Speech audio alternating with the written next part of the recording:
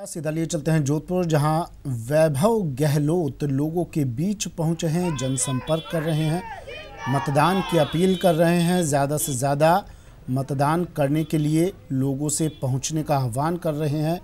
Party के पक्ष में, अपने पक्ष में मत की अपील की जा रही है। वैभव गहलोत जनसंपर्क करते हुए, सीधी तस्वीरें जोधपुर से। वार्ड नंबर 42 और 43 ये वो जगह है जहां पर वैभव गहलोत पहुंचे हैं इस वक्त, और इसके बाद भी कई कार्यक्रम, इनके सभाएं होंगी। चुनावी सभाओं का दौर लगातार जारी है। जनसंपर्क अब घर घर पहुंचकर भी ये प्रत्याशी अपने समर्थन में मत की अपील लोगों से कर रहे हैं, बता रहे हैं कि हम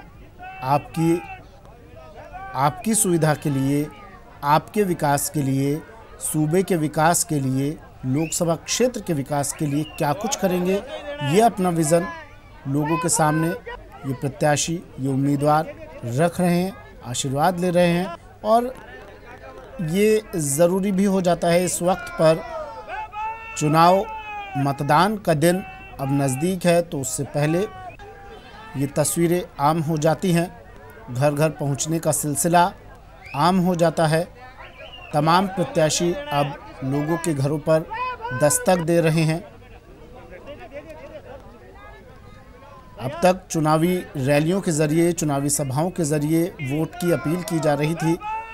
हालांकि रैलियां, सभाएं तो जारी रहेंगी, लेकिन घर पर पहुंचकर व्यक्तिगत रूप से संपर्क करना, व्यक्तिगत तौर पर मुलाकात करना हर प्रत्याशी ज़रूरी समझता है, ताकि वो अपने मतदाता को बता सके अपने बारे में, अपने दृष्टिकोण के बारे में।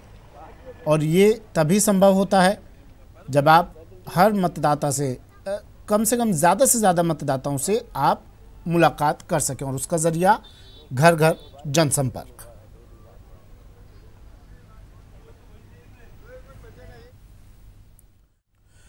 मिशन 25 को लेकर बीजेपी कांग्रेस की जोर आजमाइश जारी है, लेकिन दौसा के दंगल से बीजेपी नदारद नजर आ रही है। आखिर क्यों? देखिए ये रिपोर्ट। दौसा का दंगल, बीजेपी पर अमंगल। कांग्रेस के सामने बीजेपी का उम्मीदवार कब? दौसा सीट बनेगी बीजेपी के गले की फांस। नेताओं की गुटबाजी में फंसी टिकट। लोकसभा चुनाव अपने परवान पर है, जनसंपर्क जोरों पर चल रहा है, ताबड़तोड़ रैलियां भी हो रही हैं। दोनों ही दल प्रदेश की 25 सीटें जीतने का दम भी भर रहे हैं, लेकिन बीजेपी के लिए दौसा सीट गले की फांस बन चुकी है, जहां कांग्रेस ने अपने 25 उम्मीदवार मैदान में उतारकर तस्वीर साफ कर दी है। लेकिन दौसा में बीजेपी का पेच फंस गया है, जहां बड़े नेताओं की खींचतान में अभी तक उम्मीदवार का ऐलान भी नहीं हुआ है। कांग्रेस का प्रचार तो जोर शोर से चल रहा है, लेकिन बीजेपी में खामोशी नजर आ रही है। कोई पेच नहीं फंसा हुआ।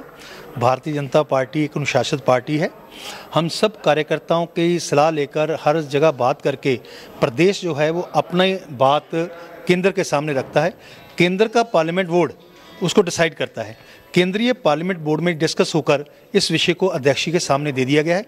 अध्यक्ष जब भी, क्योंकि वो भी चुनाव में प्रचार में लगे हुए हैं, जैसे वो दिल्ली आते हैं तो ये घोषणा हो जाएगी। कांग्रेस प्रत्याशी सविता मीणा जनसंपर्क में जुटी हैं, घर घर जाकर वोट मांग रही हैं। वहीं बीजेपी के उम्मीदवार की घोषणा नहीं होने पर चुटकी भी ले रही हैं। कि बीजेपी सरकार है, जिसने क्या किया क्या नहीं किया ये आम जनता भी जान गई है। इनका जो वहाँ पे मैं जैसे मजाक सी बन रही है। कई तो कहते हैं कि आपके सामने, कांग्रेस के सामने बीजेपी वालों को कोई कैंडिडेट ही नहीं मिल रहा। अब उनके अंदर की क्या है क्या नहीं है उनको पता, पर उनका मजाक सा बन रहा है फील्ड में जा रही है। कांग्रेस के पास में 100% इस टाइम तो 100% है, और मेरे को लगता है जहाँ तक पब्लिक का आशीर्वाद रहेगा, सबका रहेगा, तो 100% कांग्रेस जीतेगी। दौसा में 6 मई को वोटिंग होनी है, लेकिन नेताओं की आपसी जोर आजमाइश में बीजेपी अभी तक उम्मीदवार ही तलाश रही है। दौसा के दंगल में ये देरी बीजेपी के लिए भारी पड़ सकती है। न्यूज़ 18 राजस्थान के लिए दौसा से आशीष शर्मा की रिपोर्ट।